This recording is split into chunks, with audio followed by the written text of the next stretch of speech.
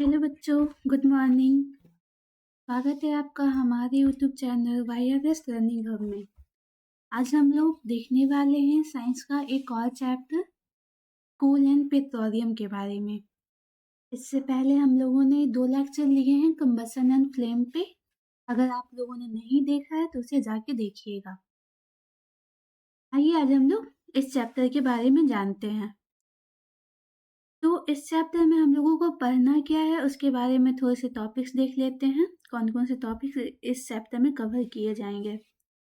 तो first topic है introduction है इनऑक्सिस्टेबल नेचुरल रिसोर्सेस और ये exhaustible natural resources, coal, story of a coal, uses of a coal, products from a coal, coke, ये coal tar, coal gas, petroleum and its uses, cracking and natural gases. ये सारे topics हैं, इसके बारे में आज हम लोग देखेंगे इस लेक्चर में।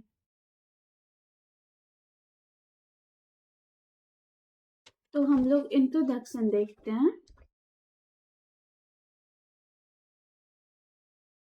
आप लोग कोल एंड पेट्रोलियम से आपके दिमाग में आ रहा होगा पेट्रोलियम मतलब कि पेट्रोल से वो रिलेटेड होगा, लेकिन ऐसा नहीं है। Petroleum is not a petrol, वो ये पेट्रोल से जुड़ा हुआ नहीं है।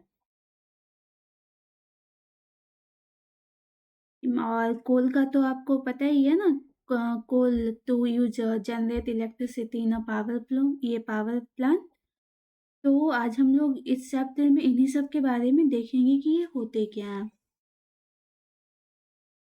तो आगे हम लोग देखते हैं, इंट्रोडक्शन है। 2 टाइप ऑफ नेचुरल रिसोर्सेज, ठीक है, जिसमें कि एग्जॉस्टेबल एंड इनएग्जॉस्टेबल रिसोर्सेज आते हैं।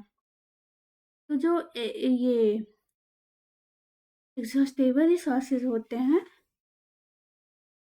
वो लिमिटेड होते हैं, मतलब उनका वो एक टाइम के बाद ना ज़्यादा यूज़ करेंगे तो वो ख़त्म हो जाएगा। और जो इनएग्जॉस्टेबल रिसोर्सेज होते हैं ये अनलिमिटेड सप्लाई होता है इनका। ये मतलब बहुत अधिक इसको हम लोग रिन्यू कर सकते हैं, इसीलिए हम लोग इसको रिन्यूएबल रिसोर्सेज भी कहते हैं।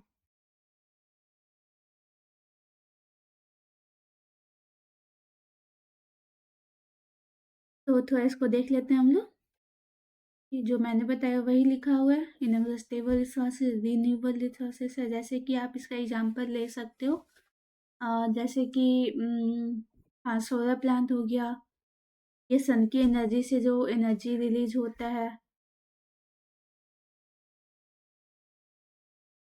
तो जो सन से जो एनर्जी निकलती है उसको हम लोग रिन्यू कर सकते हैं। ये डेली का प्रोसेस हो जाता है।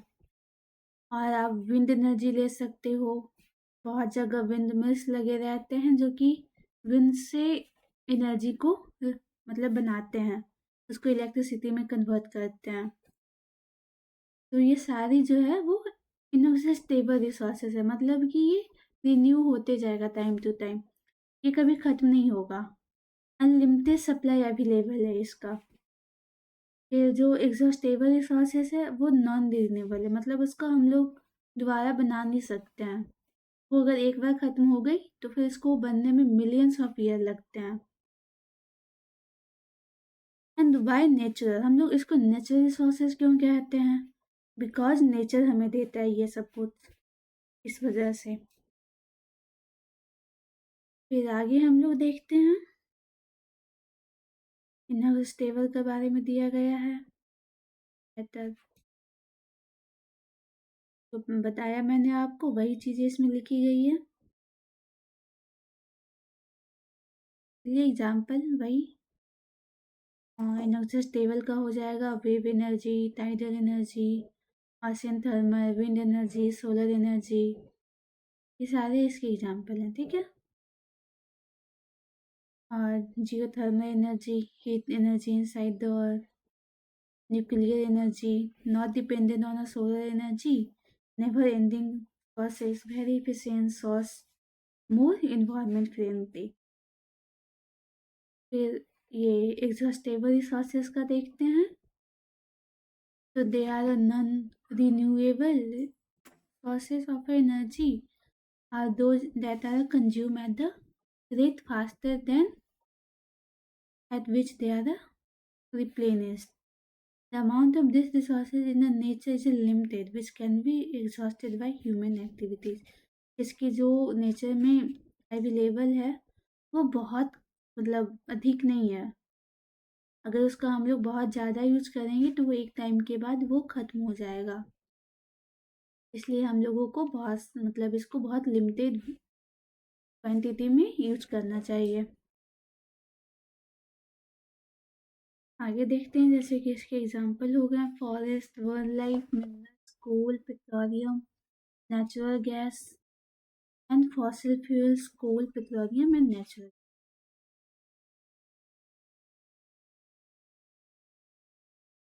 ये फॉसिल्स का मतलब पता है? फॉसिल्स यानी डेड प्लांट्स वाले एनिमल्स के रिमेन। इसको फॉसिल फ्यूल बोलते हैं। फ्यूल क्यों है ये तो आप सबको समझ में आ गया होगा, क्योंकि ये बहुत सारी इंडस्ट्री में एनर्जी प्रोड्यूस करता है और हमारे यूज में आता है।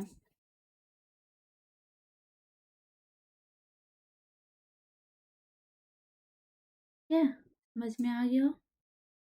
ये देखते हैं हम लोग advantage of using fossil fuel. इसकी एडवांटेज क्या है? To generate heat and is easily converted into electricity.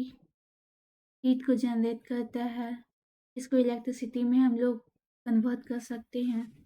Coal, petroleum and natural gas were formed from the dead remains of a living organism, hence they are known as fossil fuels. तो हम लोग इसको थोड़ा देखते हैं कि बनता कैसे है। Millions of years ago when plants and animals die, ठीक है, तो वो अर्थ के लोअर लेयर पे चले गए। जब लोअर लेयर पे चली गई वहाँ पे हाई टेम्परेचर और हाई प्रेशर से ये जो है ना कन्वर्ट हो गया कोल में, और इस प्रोसेस को बोला जाता है कार्बोनाइजेशन, जिसके बारे में हम लोग आगे देखते हैं यहाँ।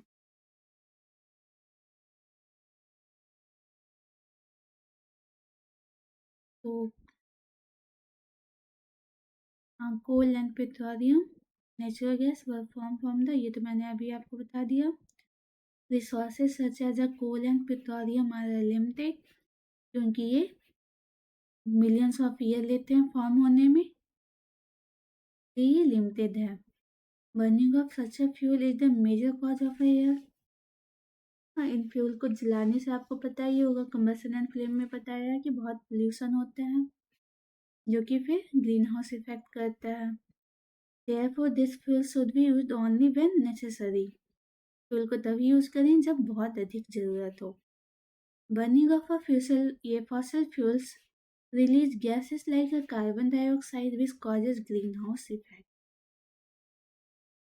ये आगे देखते हैं कोल के बारे में, ठीक है। कोल, it is a fossil fuel which is a hard, solid and black in a color. ये एक फॉसिल फ्यूल ही है जो कि बहुत हार्ड होता है, सॉलिड होता है और ब्लैक होता है कलर में। इसकी भी एक स्टोरी है। ये स्टोरी होती है ना, तो कोल की भी अपनी स्टोरी है। देखते हैं कि इसकी कहानी क्या है। तो स्टोरी ऑफ अ कोल हम लोग देखते हैं। Due to natural process the dense forest got buried under the soil. Under high temperature and high pressure, that plants got slowly converted to coal. And the slow process of conversion of a dead vegetation into coal is called carbonization. ये मैंने अभी आपको बताया, फिर से आपको समझाती हूँ इसके बारे में। Millions of a year ago when plants and animals died, तो वो अर्थ के लोअर लेयर पे चले गए। जब लोअर लेयर पे चली गई वहाँ पे हाई टेम्परेचर और हाई प्रेशर से ये जो कन्वर्ट हो गया कोल में, और इस प्रोसेस को बोला जाता है carbonisation. Okay, the process of a conversion of a dead vegetation into a coal is called carbonisation. फिर आगे चलते हैं। यूजेज ऑफ अ कोल, हम लोग कहाँ कहाँ पे कोल का यूज करते हैं। तो देखते हैं हम लोग इसका उपयोग कहाँ कहाँ पे है। It is used as a fuel to cook food. Earlier it was used in a railway engine to produce steam. इसको हम लोग खाना बनाने के लिए यूज कर सकते हैं। किया भी जाता है, आप लोगों ने बहुत जगह देखा होगा कि वहाँ पे खाना बनाने के लिए कोल का यूज किया जा रहा है। फिर पहले के टाइम पे आपने मूवी में देखा होगा कि ट्रेन को चलाइए, ट्रेन के इंजन के लिए भी कोल का यूज किया जाता था, ट्रेन के इंजन को चलाने के लिए। तो हम ये कोल पहले यूज इस प्रकार से होते थे। अब अभी के टाइम का यूज हम लोग देखते हैं कि अभी कैसे यूज किया जा रहा है इसका। It is use in a thermal power station to generate electricity. आप सभी को पता है कि इलेक्ट्रिसिटी आज के टाइम पे कितना मतलब इम्पोर्टेंस रखता है। तो वो भी हम लोग कोल से ही इसको जनरेट करते हैं, और भी तरीके से करते हैं पर कोल से भी करते हैं। Coke, coal tar and coal gas are the products of a coal. ये सारे जो ये प्रोडक्ट्स हैं कोल के।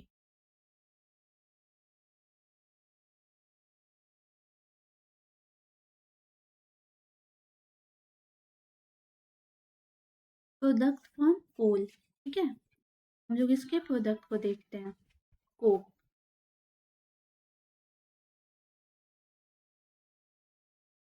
ये सब जो है ना कोल के साथ हमें ऑब्टेन होता है।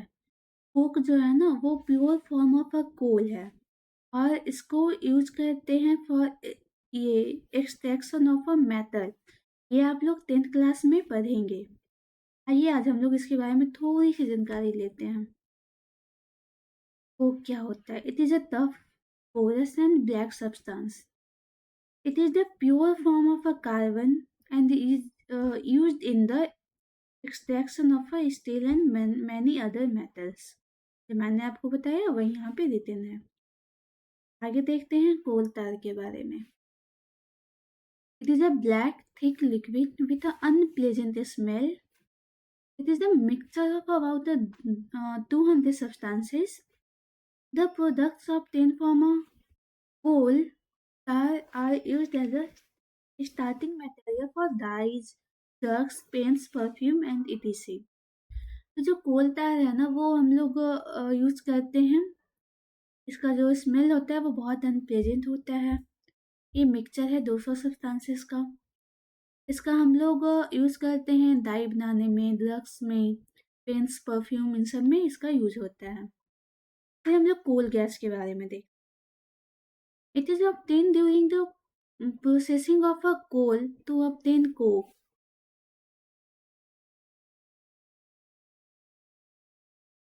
जब हम लोग कोल का प्रोसेसिंग करते हैं ना तभी हमें कोक भी ऑब्टेन होता है, कोयला ये सब तभी ऑब्टेन होता है।